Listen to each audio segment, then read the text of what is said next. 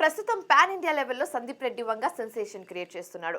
ఒక A rated certificate తో ఈ రేంజ్ కలెక్షన్స్ ని రాబట్టొచ్చా అని ట్రేడ్ వర్గాలు కూడా ఆశ్చర్యపోయేలా చేస్తున్నాడు సందీప్ రెడ్డి వంగ.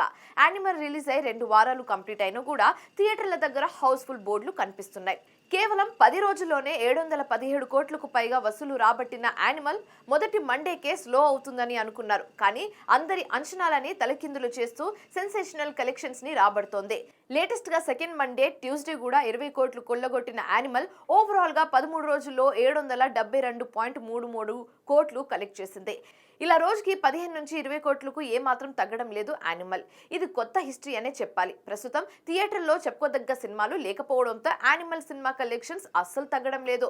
ఇక మళ్ళీ వీకెండ్ స్టార్ట్ అవుతుంది కాబట్టి యానిమల్ కలెక్షన్స్ మరింత పెరగనున్నాయి. రాబోయే 3 రోజుల్లో ఎంత రాబడుతుందో అనే దానిపై యానిమల్ క్లోజింగ్ కలెక్షన్స్ ఆధారపడి ఉంటాయి. ఇది చూడాలంటే యానిమల్ సినిమాకు డిసెంబర్ 21న డంకి రిలీజ్ అయ్యే వరకు పోటీ లేదని చెప్పాలి. సో ఈ వారమే కాదు, వచ్చే వారం కూడా యానిమల్ సినిమాదే హవా అని చెప్పాలి.